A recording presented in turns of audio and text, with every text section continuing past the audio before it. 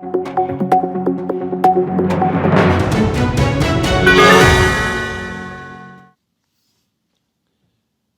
everybody. I want to thank you once again for signing in and listening to our Facebook Live as we give the coronavirus updates for the evening daily.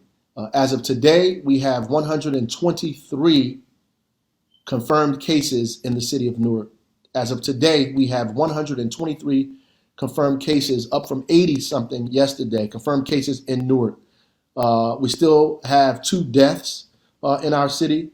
In Essex County, there are 381 cases. And in New Jersey overall, there are 4,402 cases, making New Jersey second only to New York City with the most cases in the entire nation.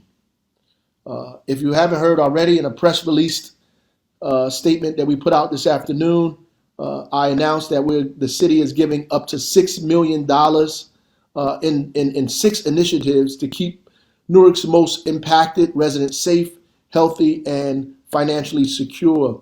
These 6 programs will be introduced almost daily upwards to about April the 3rd, starting today, and include an emergency grant fund for small businesses, short-term housing for the city's most needy, homeowner and worker assistance, and emergency funding for arts and cultural organizations. So I'm just going to go through a couple of them in detail so you know what they are.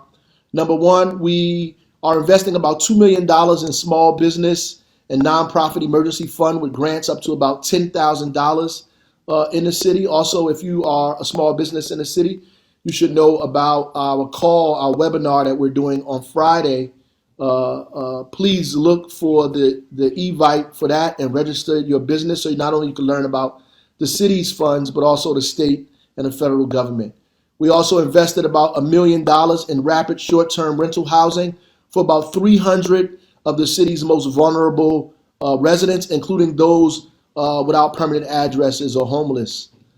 3, we are putting up to $1 million investment in community-based nonprofits that serve Newark residents only. We are also investing $1 million in the Live Newark program, which promotes, obviously, folks having the opportunity to remodel their homes in this specific time, the outside facades. Number 5 is up to $750,000 to arts organizations that would assist arts organizations and cultural organizations with operating funding, bills, and capital funds as well. And 6, the 6th one is pretty interesting. I've directed the tax assessor to accept applications from building owners with business tenants who have been negatively affected by COVID-19. The building will be reassessed to reduce their taxes owed to the city, but those tax savings have to be passed on to the small business tenants in the form of rent reduction. For example, the city will, after you fill out an application, reduce the tax assessment of properties for buildings that house tenants who are commercial tenants that are doing small business in the city of Newark. In turn, you have to pass that savings on to the retail establishment in the form of rent reduction. These are things that we're doing. These are 6 kind of initiatives that we pushed out. We are presently working on one for hourly waged workers, for workers who are bartenders, who are waitresses, people who clean, folks who are hourly wage workers in our city who are losing income that we can help get you back on your feet with. So we're working on that. The 6 other ones we have already introduced. And for more information on these interventions, you should email ehd at ci.nj.us. That's ehd at ci.newark.nj.us. The complete press release, along with other key information and updates, can be found on our website, www.newark.nj.gov/news, www.newark.nj.gov/news. Please go to those things. Make sure that you are whole in this effort. The next breakfast and lunch program is still available for all students in designated areas from Monday, Friday, between the hours of 9:30 and 11:30 for grab and go meals. That means you go and get the meal and you take it home. All students who are at school can still get breakfast and lunch at these stations. In the Central Ward, it's at Central High School, Iama Flag School, and Quitman School. In the East Ward, it's at Eastside High School, Street School, and South Street School. In the North Ward, it's at First Avenue School, McKinley Elementary School, Park Elementary School, and Rafael Hernandez. In the South Ward, it's at Belmont Runyon, George Washington Carver, and Weequahic High School. In the West Ward, it's at Mount Vernon School, Speed Avenue School, and 13th Avenue as well. Again, just a recap, we have announced 6 initiatives that will businesses and individuals in our. Please go to our website so you can get a further detail about what that is. Also, the breakfast program is still running in Newark Public School. We are also feeding people. I gave out the number yesterday. We're feeding people. You can also go to the website and get information as well. People are in need of food in their home, seniors and the most needy. Obviously, we don't have an infinite amount of food to distribute, so we're asking people to call if they're in need only. Please take advantage of that. If you are in need, please call immediately to get food delivered. So what happens is we have a $100 card for you. You call, you answer questions, they find out if you are somebody who needs this service, and then you order the food online. Someone will actually go to the store for you, shop for you, and deliver the food to your house. So please, soon and be a part of those things. Lastly, and I'm asking everybody to please listen intently to this and very carefully. As you can see, the numbers are growing in the city of Newark, growing in Essex County, they're growing in the state of New Jersey. We are the largest number of cases in the country. We have the second most cases in the country next to New York City. They're growing. We put together 3 hotspots in the city, one in the north, one area 1, area 2, area. We asked people to practice social distancing in stores. We closed specific stores down. We put more restrictions on 3 areas in the city. We have to do more. We absolutely have to do more in our city. And I know that this is going to be difficult for you, difficult for the residents. There are already people who are not into the restrictions that the governor has and the restrictions that we put in the city of Newark. And it makes me wonder if the people who were dying from this were in fact young people and not the elderly and the disabled and folks who are immune compromised. Would they behave the same way that most of us are behaving today? I don't think so. I think our grandmothers and our grandfathers would do everything in their power to make sure that their grandkids, their children are actually safe. That our fathers and our mothers, that our uncles, our great uncles would do everything in their power to make sure that their family members are safe and that their family members are healthy. We keep that in mind and do the same thing. We have to practice social distancing. So what we're going to do in the city of Newark is those 3 locations that we got. The same thing Governor Cuomo was saying should happen all over the country, that we should have hotspots all over the country and address these hotspots. The problem with Newark is we don't have all of the real-time information that we need. We do not have all of the data that we need. So when cases go down in one area and may go up in another area, we are not able to make a direct correlation. As a result of that, we are going to spread this to the entire city and how it's going to function in the city of Newark. This is an opportunity to go against anything that anybody asked us to do.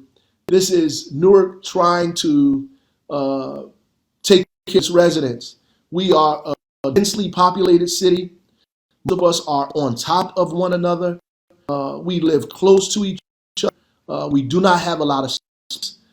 So we have to put some restrictions in, but we have to try to maintain our mentality, maintain our sense of humanity towards one another, at the same time. So I'm asking people, in fact, I'm strongly advising to not come out home in all areas of unless it's an emergency. And here's a couple exceptions that we're going to have to this, right? So we want you to come out and go to the supermarket because you have no food and you need food. We want you to come out and go to the pharmacy because you need medicine, because your child or your children needs medicine. We want you to go to the drugstore and get the things that you need on the corner or at Walgreens or Raid to get the things that you need for your household, to keep clean, to keep your house safe, to keep a family medicated. We need you to do those things, and we need you to make sure that everything you have in your house that you need is there. So those places are going to be asking you if a dog or animal or pet that you walk your dog. So we're going to give you the opportunity to walk your dog to make sure that can also happen.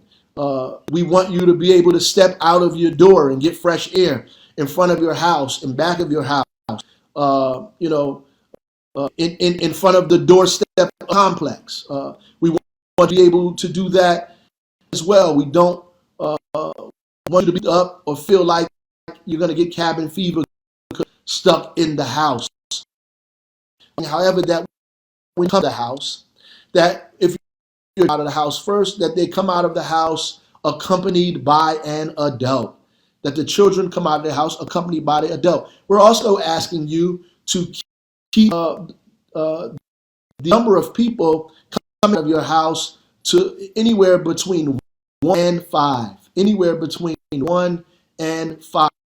To practice social distancing. You cannot come out of the house with more than 5 or 6 people. You have to have a small group of people and this is specifically talking to mothers who we know are in a house with children and they keep them in the house by themselves, fathers who are in the house who can't leave them in the house by themselves, folks who do not have anybody in the house to watch the children while you move out to go to the store, the pharmacy, the market.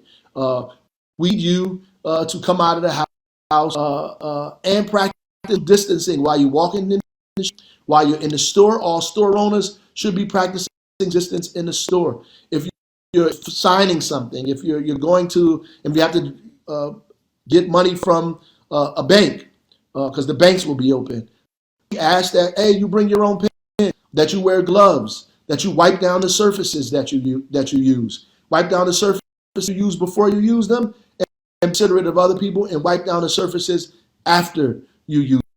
We're asking you to, when folks that are crowded together in groups, that you report, that you call 973-733-4311 or the non-emergency hotline, 973-733-6000. Those numbers. The police will be trying to enforce that. We'll have the sirens on. We're going to have the loudspeakers on, and we need you to enforce that in your household. We enforce that in your household. We need you to talk to your neighbors, of course, on the phone or through FaceTime or through opportunities that you get to do that. We need you to do that. There's no way that we're going to stabilize this thing, get it to begin to stop growing if we do not follow these instructions. You have to socially distance. You must socially distance. You worry about all of the other things later. I know you're worried about your business being open and you want to go out and open it. I know about lost wages, and you should be. The state, the city, the federal government is going to work hard to try to help you recoup from this situation. And I am 100% sure that most of us will be able to recoup from this situation. But in the meantime, right now, we really need to be focused on our individual health and the health of our families, this community. We have no other choice to do that. So I'm just going to reiterate it. We are calling for a citywide restriction, not just the spots, but for the entire city. We're asking you to stay in the house. Stay in the house. Keep our healthcare providers safe. Keep our hospitals from being overrun, by FQHCs from being overrun. Help us stabilize this virus. Stay in the house. Do not come outside unless it's an emergency. And that emergency means you have to go to the supermarket. You have to pharmacy. You have to grab some money from the bank. These are emergency situations. Not to go hang out in front of a store. Not to go visit your relatives. Not to hang out in other businesses. I don't know why people who not sure if they're sick or not are visiting relatives anyway, particularly if they're in our community, visiting them on the phone, through FaceTime, or through opportunities that you have to do so.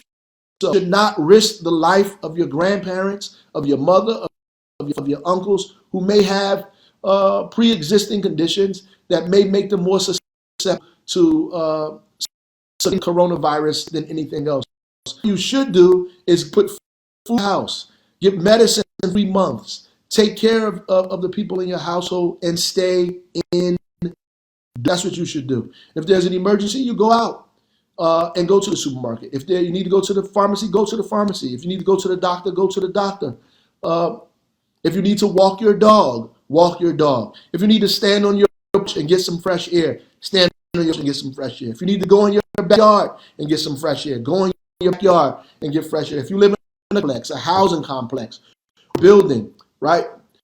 You need to find a way that you're not, suffering from this kind of cabin fever. Get on the phone, talk to people, figure out how to come by, get here, go right back in the building. That's what we need you to do. And we need you to do not come outside with no more than a group of 1 to 5. And ultimately, we want you to come out in twos. That's what we really asking you to do, in twos. If you come out of your house, you and somebody else, and you practice the 6 feet distancing, and you go to the store, or you do whatever it is, and then you go back home. Asking you to do. If you're a mother, a single father, a single grandmother, if you can't do that, it's impossible. We're asking you to limit that number 5 and practice social distancing while you do those things. This is difficult. It's extremely difficult, but this is a difficult time that we are in. We have experienced a time like this in this era. It is not a joke.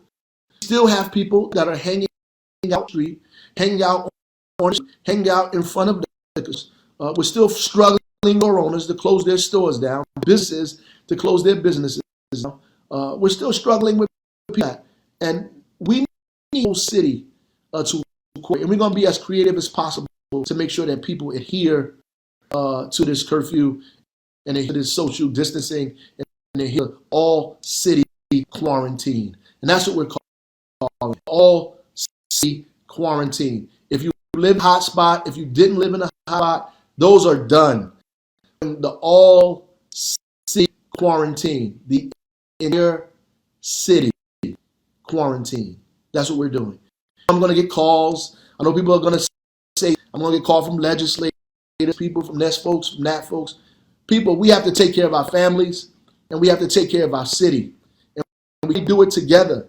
We have to think about our collective interests here and obey what I'm asking you to do. That's what we need to do. And when you're putting stuff up on social media, I want to thank all people, God, all of the people that be sane.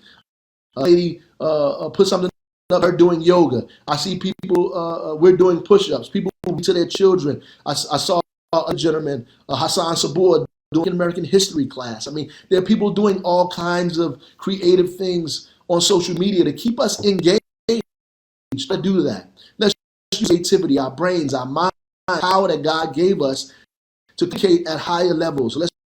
Right? And while you're in the house, I want you to eat properly. Your immune system.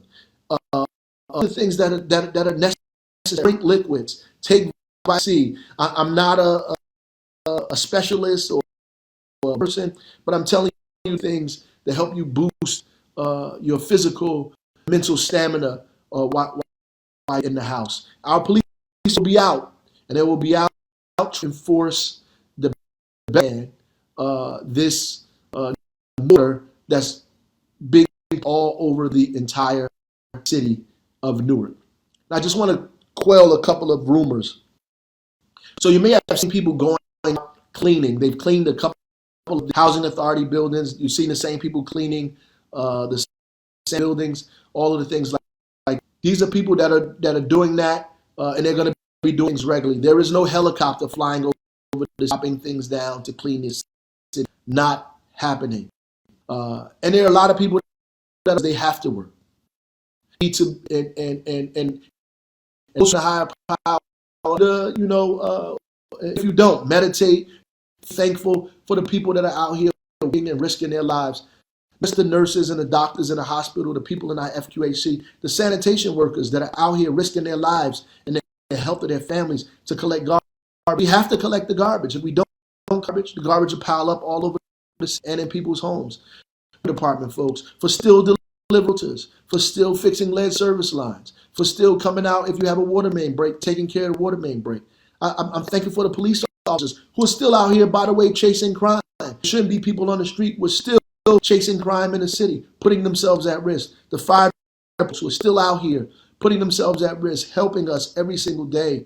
The folks that work for city government that are here, that are working to make sure you still services that are delivering food to seniors, that are delivering food to households. All of the workers that are out here doing outreach to our homeless population, who are in shelters, who are working hard to make sure that they are not out in the state. I want to thank you all because you don't have to, and everybody is not going to be, you know that your mayor is, and that the people of this thousands, tens and thousands who are grateful for you, of all languages, of all nationalities, who all kinds of different music, food, who have fun in a bunch of different ways. We all have in common. We're grateful for the doing because all of us are, no matter what world we live in, are susceptible to catching this coronavirus and can pass it along to some who can succumb to this.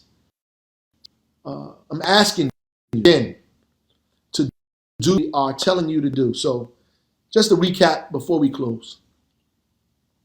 One, the city is investing $6 million, and you can go to the city's website to get the details on the $6 million businesses to individual or small business. We also have a webinar that you can sign up on for this Friday to find out about state, federal, and local dollars for yourself. The federal government just passed the largest package in the history of this country, $2 trillion. It includes over $1,000 to go to individuals, some individuals in this country. It includes billions of dollars for small business. It includes billions of dollars for industries like the airline and others. It includes money for unemployment. And out about those, stay tuned for that. We are doing food to people's homes, to seniors and folks that are in need. We're doing those things. We are still out to the homeless population in our city at the same time.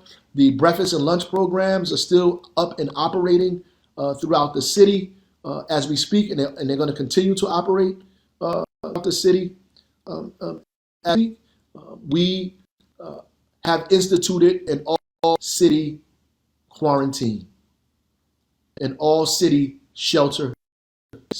All city shelter in place. All city shelter in place. And I know the press is going to say, how are we going to enforce it? Are we going to go out and lock up and arrest people and throw people in jail? That's the last thing we want. What I'm appealing to your humanity, your sense of family, your sense of urgency, and all of us don't have that, I know. But I'm appealing to it anyway.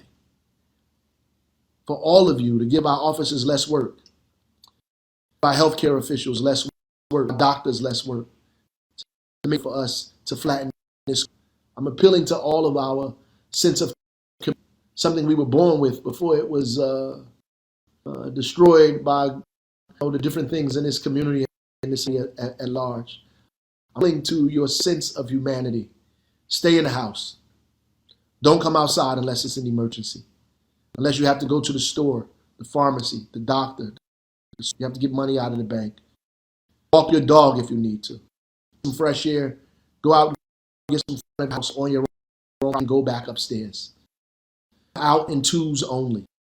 If you have to come out more than two, be more than five. You cannot congregate in fives, in six and sevens. If you're in the police are going to ask you to split. Talk back. Follow instructions. Go home. It's for the safety of your own and for the safety of the people in your family.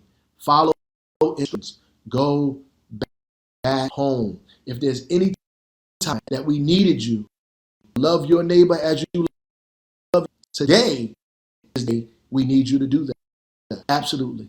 I was born in this city. This is my town, Newark, New Jersey. And when people say Newark strong, tend to think that's about projects and tough guys, things that we put on social highlight how wild and crazy things can get. And we know those things can happen in our city. But Newark strong to me means something totally different. Newark strong reminds me of my mother, reminds me of my dad, of my family. Newark strong reminds me of the neighbors that I grew up with, that I had growing up in this community, who for me looked out for my family, who looked out for my brothers and sisters, who say that my children are their own children. Newark strong means that, if I'm okay, my neighbor's okay. Newark strong means we look out for one another. We take care of each other. We all survive this as many possibly can. We enforce the rules. We make sure that our neighborhoods are safe, that our communities are clean, that our families are good, and that we're taking care of them. That's what Newark strong means. And if you want to be a part of Newark, then do what is necessary. Newark, God, take care of yourself. Take care of your. It's very, very, very. And I is doing something different than everybody else. It's strong, and we go. Thank you.